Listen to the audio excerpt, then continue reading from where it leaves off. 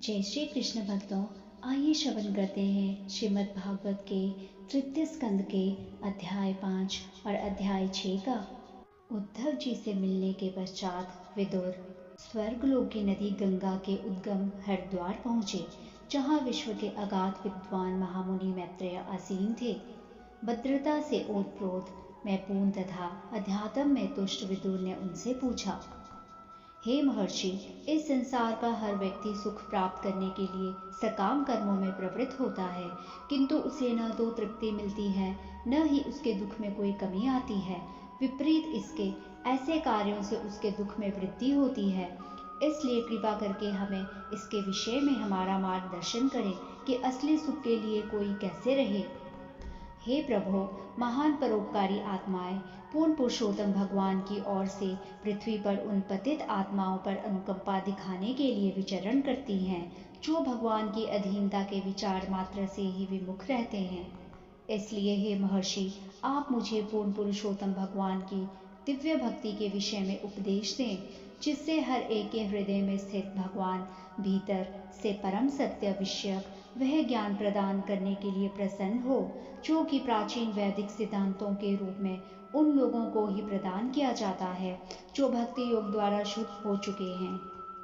हे महर्षि, कृपा करके बतलाएं कि पूर्ण पुरुषोत्तम भगवान, जो तीनों लोगों के इच्छा रहित स्वतंत्र स्वामी तथा समस्त शक्तियों के नियंता हैं, किस तरह अवतारों को स्वीकार करते हैं और किस तरह विराट जगत को उत्पन्न करते हैं, जिसके परिपालन के लिए नियामक सिद्धांत पूर्ण रूप से व्यवस्थित हैं। वे आकाश के रूप में फैले अपने ही हृदय में लेट जाते हैं और उस आकाश में संपूर्ण सृष्टि को रखकर वे अपना विस्तार अनेक जीवों में करते हैं, जो विभिन्न योनियों के रूप में प्रकट होते हैं। उन्हें अपने निर्वाह के लिए कोई प्रयास नहीं करना पड़ता, क्योंकि वे समस्त यौगिक शक्तियों के स्वामी और प्रत्येक वस्तु के मालिक हैं। इस प्रकार वे जीवों से भिन्न हैं। आप द्विजों, गौवों तथा देवताओं के कल्याण हेतु भगवान के विभिन्न अवतारों के शुभ लक्षणों के विषय में भी वर्णन करें। यद्यपि हम निरंतर उनके दिव्य कार्यकलापों के विषय में सुनते हैं, किंतु हमारे मन कभी भी पूर्णतया तुष्ट नहीं हो पाते। समस्त राजाओं के परम राजा ने विभिन्न लोकों की तथा आवास स्थलों की सृष्टि की, जहाँ प्रकृति के गुणों और कर्म के अनुसार सारे जीव स्थित हैं, और उन्होंने उनके विभिन्न राजाओं तथा शासकों का भी सृजन किया। हे ब्राह्मण श्रेष्ठ, आप यह भी बताएं कि ब्रह्मांड के सृष्टा तथा आत्मनिर्भर प्रभु नारायण ने किस तरह विभिन्न जीवों के स्वभावों, कार्यों, रूपों, लक्षणों तथा नामों की पृथक पृथक रचना की है। मैं व्यासदेव के मुख से मानव समाज के इन उच्चतर तथा निम्नतर पदों के विषय में बारंबार सुन चुका हूँ, और मैं इन कम महत्व वाले विषयों तथा उनके सुखों से पूर्णतः तृप्त हूँ, पर वे विषय बिना कृष्ण विषय कथाओं के अमृत से मुझे तुष्ट नहीं कर सके। जिनके चरण कमल समस्त तीर्थों के सारूप है तथा जिनकी आराधना महर्षियों तथा भक्तों द्वारा की जाती है, ऐसे भगवान के विषय में पर्याप्त श्रवण किए बिना मानव समाज में ऐसा कौन होगा जो तुष्ट होता हो। मनुष्य के कानों के छेदों में ऐसी कथाएं प्रविष्ट होकर उसके पारिवारिक मोह के बंधन को काट देती हैं। आपके मित्र महर्षि कृष्ण द्वैपायन व्यास पहले ही अपने महान ग्रंथ महाभारत में भगवान के दिव्य गुणों का वर्णन कर चुके हैं, किंतु इसका सारा उद्देश्य सामान्य जन का ध्यान लौकिक कथाओं को सुनने के प्रति उनके प्रबल आकर्षण के माध्यम से कृष्ण कथा भगवद गीता की ओर आकृष्ट करना है। जो व्यक्ति ऐसी कथाओं का निरंतर श्रवण करते रहने के लिए आतुर रहता है, उसके लिए कृष्ण कथा क्रमशः अन्य सभी बातों के प्रति उसकी उदासीनता को बढ़ा देती है। वह भक्त जिसने दिव्य आनंद प्राप्त कर लिया हो, उसके द्वारा भगवान के चरण कमलों का ऐसा निरंतर स्मरण तुरंत ही उसके सारे कष्टों को दूर कर देता है। जो व्यक्ति अपने पाप कर्मों के कारण दिव्य कथा प्रसंगों से विमुख रहते हैं और फलस्वरूप महाभारत भगवद गीता के उद्देश्य से वंचित रह जाते हैं, वे दयनीय द्वारा भी दया के पात्र होते हैं। मुझे भी उन पर तरस आती है, क्योंकि मैं देख रहा हूँ कि किस तरह नित्य काल द्वारा उनकी आयु नष्ट की जा रही है, वे दार्शनिक चिंतन, जीवन के सैद्धांतिक चरम लक्ष्यों तथा विभिन्न कर्म कांडों की विधियों को प्रस्तुत करने में स्वयं को लगाए रहते हैं। हे मैत्रेय, हे दुखियारों के मित्र, एकमात्र भगवान की महिमा सारे जगत के लोगों का कल्याण करने वाली है। अतएव जिस तरह मधुमक्खियां फूलों से मधु एकत्र करती हैं, उसी तरह कृपया समस्त कथाओं के सार कृष्ण कथा का वर्णन कीजिए। कृपया उन परम नियंता भगवान के समस्त अतिमानवीय दिव्य कर्मों का कीर्तन करें, जिन्होंने विराट सृष्टि के प्राकट्य तथा पालन के लिए समस्त शक्ति से समन्वित होकर अवतार लेना स्वीकार किया। शुकदेव गोस्वामी ने कहा, विदुर का अत्यधिक सम्मान करने के बाद विदुर के अनुरोध पर समस्त लोगों के महानतम कल्याण हेतु महर्षि मैत्रेय मुनि बोले, हे विदुर, तुम्हारी जय हो। तुमने मुझसे सबसे अच्छी बात पूछी है। इस तरह तुमने संसार पर तथा मुझ पर अपनी कृपा प्रदर्शित की है, क्योंकि तुम्हारा मन सदैव भ्रम के विचारों में लीन रहता है। यह तनिक भी आश्चर्यप्रद नहीं है कि तुमने अनन्य भाव से भगवान को इस तरह स्वीकार कर लिया है। आप भगवान के नित्य संगियों में से एक हैं, जिनके लिए भगवान अपने धाम वापस जाते समय मेरे पास उपदेश छोड़ गए हैं। अतएव मैं आपसे उन लीलाओं का वर्णन करूंगा, जिनके द्वारा भगवान विराट जगत के क्रमबद्ध सूजन, सृजन, भरण पोषण तथा संहार के लिए अपनी दिव्य शक्ति का विस्तार करते हैं। समस्त जीवों के स्वामी भगवान सृष्टि के पूर्व अद्वय रूप में विद्यमान थे। केवल उनकी इच्छा से ही यह सृष्टि संभव होती है और सारी वस्तुएं पुनः उनमें लीन हो जाती हैं। इस परम पुरुष को विभिन्न नामों से उपलक्षित किया जाता है। हर वस्तु के निर्विवाद स्वामी भगवान ही एकमात्र दृष्टा थे।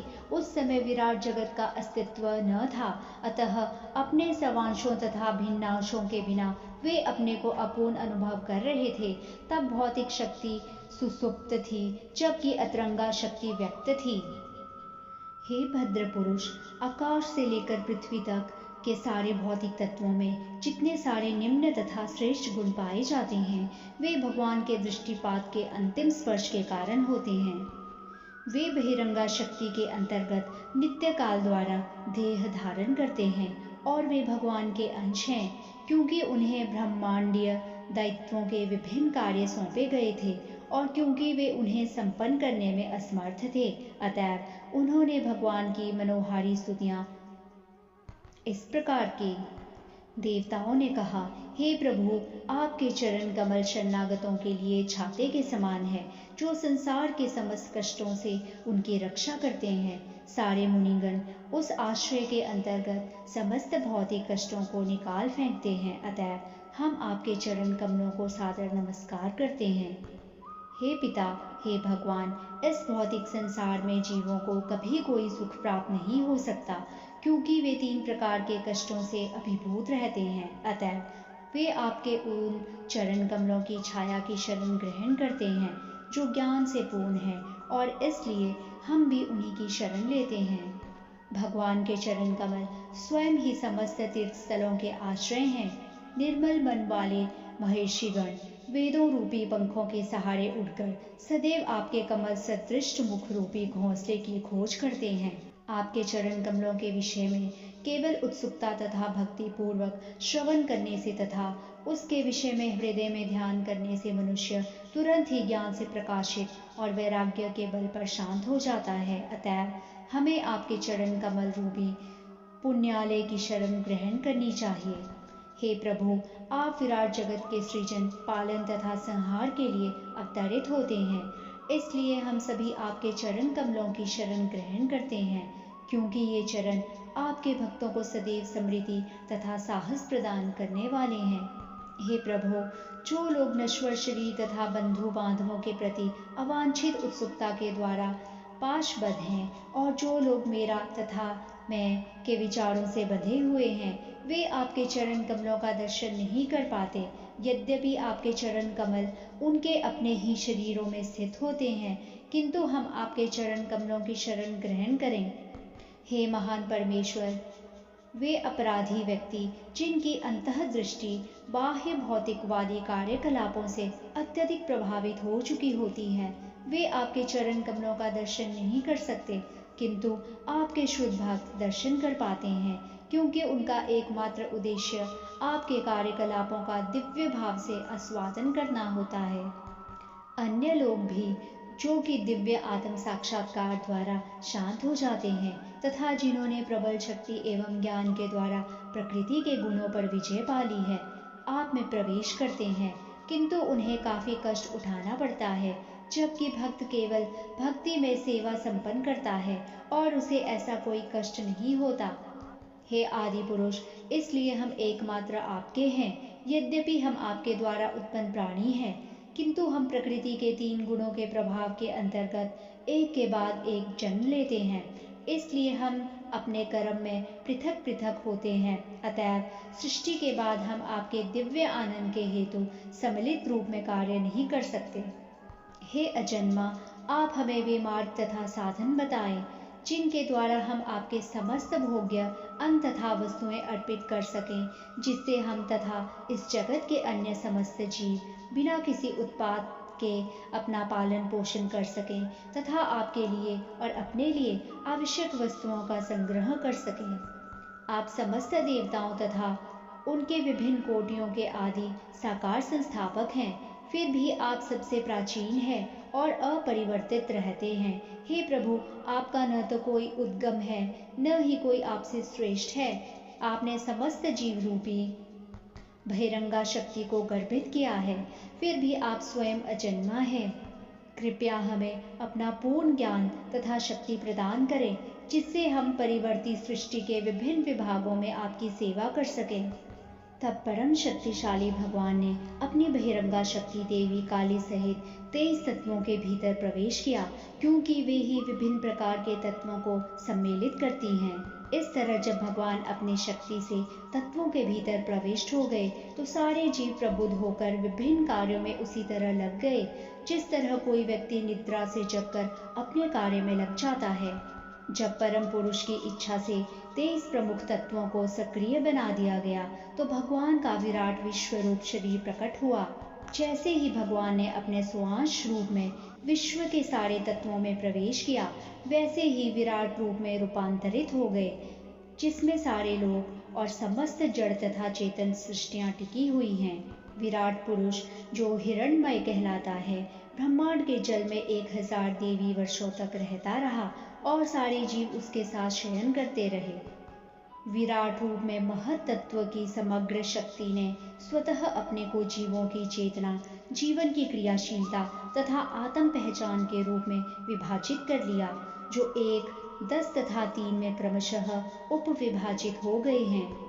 भगवान का विश्व रूप प्रथम अवतार तथा परमात्मा का स्वांश होता है। वे असंख्य जीवों के आत्मा हैं और उनमें समुचित सृष्टि टिकी रहती है, जो इस तरह फलती फूलती है। परम प्रभु इस विराट जगत की रचना का कार्यभार संभालने वाले समस्त देवताओं के परमात्मा हैं। इस तरह देवताओं द्वारा प्रार्थना किए जाने पर उन्होंने मन में विचार किया और तब उनको समझाने के लिए अपना विराट रूप प्रकट किया। मैत्रेय ने कहा, अब तुम मुझसे यह सुनो कि परमेश्वर ने अपना विराट रूप प्रकट करने के बाद किस तरह से अपने को देवताओं के विविध रूपों में विलग किया। उनके मुख से अग्नि अथवा उष्मा विलग हो गई और भौतिक कार्य संभालने वाले सारे निदेशक अपने अपने पदों के अनुसार इसमें प्रविष्ट हो गए।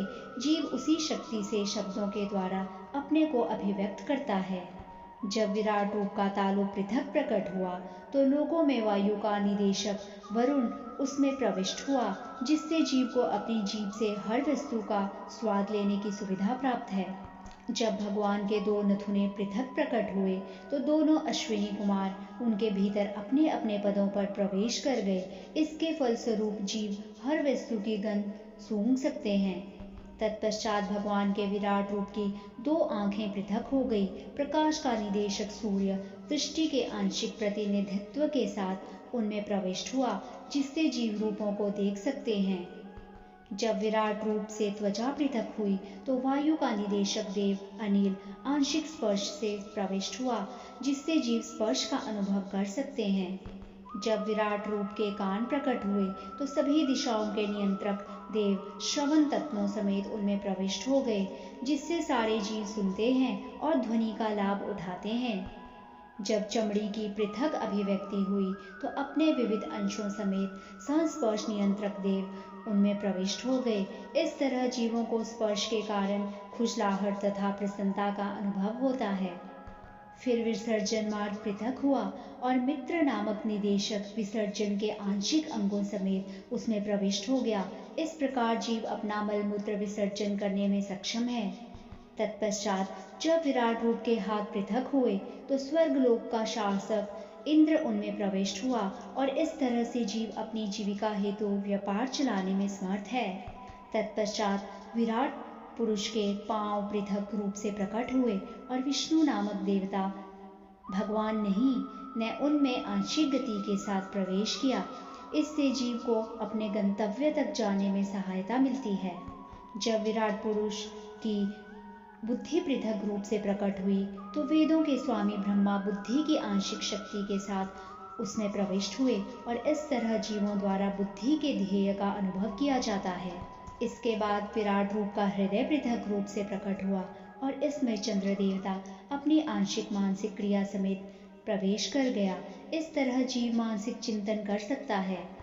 तत्पश्चात विराट रूप का भौतिकवादी अहंकार पृथक से प्रकट हुआ और इसमें मिथ्या अहंकार के नियंत्रक रुद्र ने अपनी निजी आंशिक क्रियाओं समेत प्रवेश किया, जिससे जीव अपना लक्ष्य कर्तव्य पूरा करता है।